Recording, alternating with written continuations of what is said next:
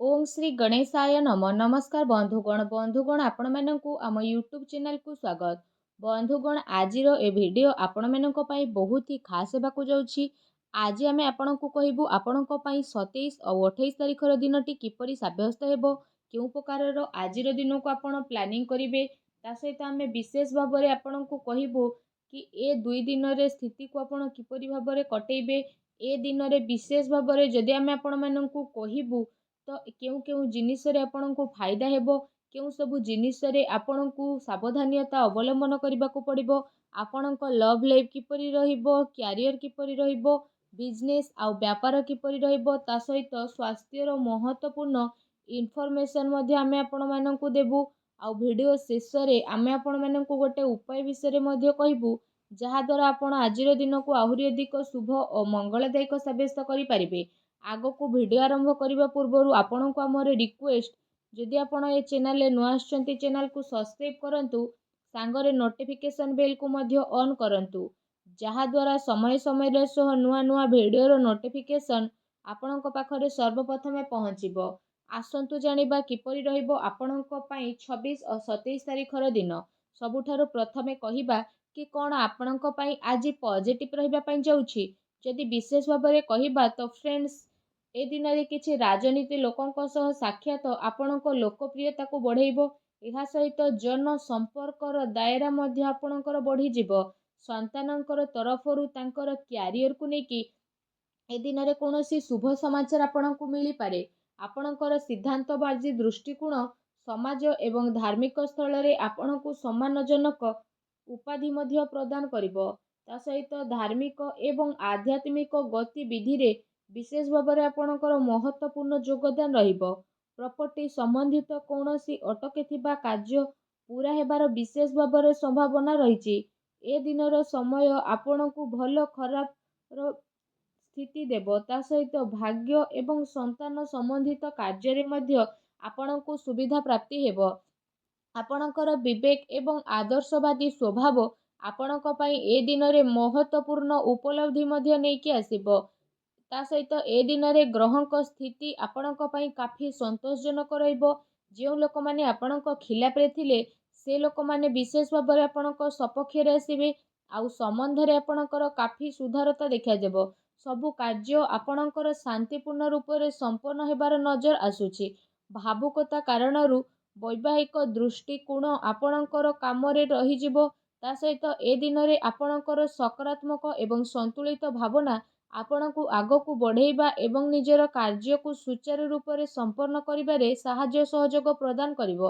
घरे कौनसी धार्मिक उत्सवर आयोजन मध्य विशेष भाव में जोग बनुछि।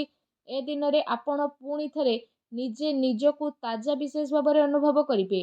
ता सहित जदि कहबा अटकी थिबा बड़ पेमेंट मध्य मिलिबा कारणरू विशेष भाव में आर्थिक स्थिति रे आपणकर काफी टाइमिंग पर्यंत सुधार आसीबो, जहा द्वारा आपणको काफी खुशी मिलिबो। आ आपणको मन बहुत ही प्रसन्न रहिबो। आसंतु जानिबा ए दिन रे आपणको पई कोन नेगेटिव रहिबो। कौनसी प्रकार उधारी रु आपण दूरी की रुहंतु। धन लेन देन संबंधित कार्य करिबा पूर्व विशेष भाव में छलना बा धोकार शिकार आपणको होई पारे। कौनसी भी काम करिबारे अधिक भाबी चिंती कि आपण आपणको टाइम स्पेंड करंतु नाही। एहा द्वारा समय आपणको हाथरू बाहरी पारे। सामाजिक संपर्क को मधुर बनैकी रखिबार अति आवश्यकता रहिछि। केबे केबे किछि नकारात्मक पुरुणा कथा पुणी थरे मध्य उठी पारे, जेउथि पई आपण आपणकर मनरे काफी टाइमिंग पर्यंत कमी अनुभव करिवे। निजर स्वभाव को पॉजिटिव बनैकी रखंतु। ता सहित ए कथार मध्य आपणको ध्यान देबार आवश्यकता रहिछि कि आपणकर सरल स्वभावर किछि लोक माने भूल फायदा मध्य उठेई पारंती। जेउथि पई जदि कहिबा आपणकर मनर स्थिति काफी विचलित हेबो। ता सहित अन्यर कथा को सुलझेबारे आपणकर केते सारा महत्वपूर्ण कार्य मध्य अटकी पारे। ता सहित कौनसी प्रकार जदि काहाको प्रमिस करिसेंती तो ताको पूरा करंतु, नचेत समाज रे आपणकर इमेज बिगिड़ी जाई पारे। किछि लाभदायक मौका मध्य आपणक हाथरू बाहरी जिबार विशेष भाव में संभावना बनुछि। एहा सहित जदि कहिबा देखैबा प्रवृत्ति ठारू आपण दूरी की रुहंतु। ए समय रे धन संबंधित किछि नुकसानदायक स्थिति देखा देबो। सेथिपई कौनसी भी प्रकार निवेश को आपण ए समय रे दूरी की रुहंतु। ସମ୍ପତ୍ତି ସମ୍ବନ୍ଧିତ ବିବାଦୀୟ ମାମଲାରେ ଯଦି କହିବା ଧ୍ୟାନ ରଖନ୍ତୁ କି ଭାଇ ଭଉଣୀଙ୍କ ସହ ସମ୍ବନ୍ଧ ଆପଣଙ୍କର ଖରାପ ନ ହେଉ। ପିଲାଙ୍କର ଗତିବିଧିରେ ଧ୍ୟାନ ରଖିବାର ଅତି ଆବଶ୍ୟକ ରହିଛି। ତାଙ୍କର କିଛି ଭୁଲ ଆଦତ ବା ସଙ୍ଗତ ତାଙ୍କୁ ପ୍ରୋବ୍ଲେମରେ ମଧ୍ୟ ପକାଇ ପାରେ।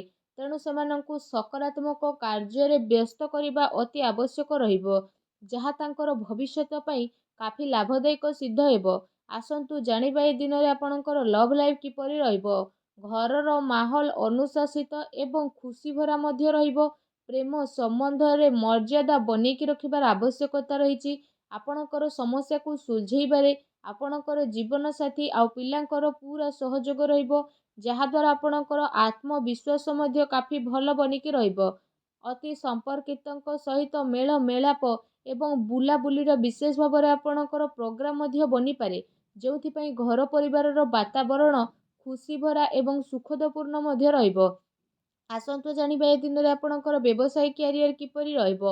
କାର୍ଯ୍ୟସ୍ଥଳରେ ନିଆଯାଇଥିବା ଠୋସ୍ ନିର୍ଣ୍ଣୟ ଆପଣଙ୍କ ପାଇଁ ବହୁତ ଭଲ ରହିବ, ଆଉ ସଫଳତା ମଧ୍ୟ ଆପଣଙ୍କୁ ଅବଶ୍ୟ ମିଳିବ।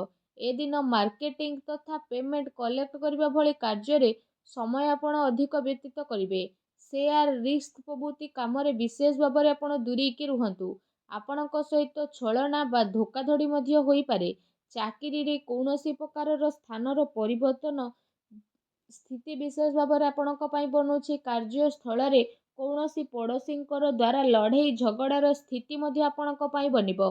କିଛି କାନୁନି ବା ନିବେଶ ସମ୍ବନ୍ଧିତ ବିଶେଷ ଭାବରେ ଜଟିଳତାର ଆପଣଙ୍କୁ ସାମ୍ନା ମଧ୍ୟ କରିବା ପାଇଁ ପଡ଼ିବ।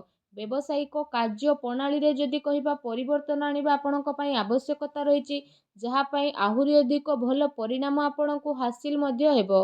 ବ୍ୟବସାୟିକ ପ୍ରତିଷ୍ଠାନରେ ଅନୁଭବୀ ଆଉ ପରିବାରର ବରିଷ୍ଠ ଲୋକଙ୍କର ଅନୁମତି ଏବଂ ସହମତି ଦ୍ୱାରା କାର୍ଯ୍ୟ କରିବା ଦ୍ୱାରା କାଫି ସମସ୍ୟା ସବୁ ଆପଣଙ୍କର ଆସାନୀରେ ସୁଧୁରିଯିବ। ଧନର ଲେଣଦେଣ ସମ୍ବନ୍ଧିତ କାର୍ଯ୍ୟରେ ଅଚାନକ କୌଣସି ଲାଭଦାୟକ ସ୍ଥିତି ମଧ୍ୟ ଏ ଦିନରେ ବନିବ, ଯାହା ପାଇଁ ଆପଣଙ୍କୁ କାଫି ଖୁସିର ଅନୁଭବ ହେବ। କାର୍ଯ୍ୟକ୍ଷେତ୍ରରେ ଯଦି କହିବା ଆପଣ ଯାହା ପରିବର୍ତ୍ତନ ସମ୍ବନ୍ଧିତ ଯୋଜନା ବନାଉଥିଲେ, ସେସବୁ ଉପରେ ଲାଭ କମାଇବାର ଉଚିତ ସମୟ ଏବେ ଆସିଯାଇଛି। ଏ ସମୟରେ ନିଜର ଅଧିକତମ ଊର୍ଜା ନିବେଶ ସମ୍ବନ୍ଧିତ କାର୍ଯ୍ୟରେ ଲଗାନ୍ତୁ। ବର୍ତ୍ତମାନର ଗତିବିଧି ଉପରେ ନିଜର ଧ୍ୟାନ କେନ୍ଦ୍ରିତ କରନ୍ତୁ, ଏହା ଆପଣଙ୍କ ପାଇଁ ବହୁତ ଭଲ ରହିବ। ଆସନ୍ତୁ ଜାଣିବା ଏ 2 ଦିନରେ ଆପଣଙ୍କର ସ୍ୱାସ୍ଥ୍ୟ କିପରି ରହିବ। ଯଦି ବିଶେଷ ଭାବରେ କହିବା ଏ ଦିନରେ ଆପଣଙ୍କ ସ୍ୱାସ୍ଥ୍ୟ ବହୁତ ହି ଭଲ ରହିବ, କିନ୍ତୁ ଦିନଚର୍ଯ୍ୟାକୁ ବ୍ୟବସ୍ଥିତ ବନେଇକି ରଖିବା ଆପଣଙ୍କ ପାଇଁ ଅତି ଆବଶ୍ୟକ ରହିଛି। ଏହାଦ୍ୱାରା ଆପଣ ଆପଣଙ୍କ ଖାଦ୍ୟପେୟ ଉପରେ ଧ୍ୟାନ ଦିଅନ୍ତୁ। ତା ସହିତ ଆପଣ ଆପଣଙ୍କ ସ୍ୱାସ୍ଥ୍ୟକୁ ଆହୁରି ଅଧିକ ଭଲ ରଖିବା ପାଇଁ ପ୍ରତିଦିନ ଯୋଗ କରନ୍ତୁ, ବ୍ୟାୟାମ କରନ୍ତୁ ଏବଂ ସୁସ୍ଥ ରୁହନ୍ତୁ। ଫ୍ରେଣ୍ଡସ୍, ଆସନ୍ତୁ ଜାଣିବା ଏ ଦିନରେ ଆପଣଙ୍କ ପାଇଁ କ'ଣ ବିଶେଷ ଉପାୟ ରହିଛି।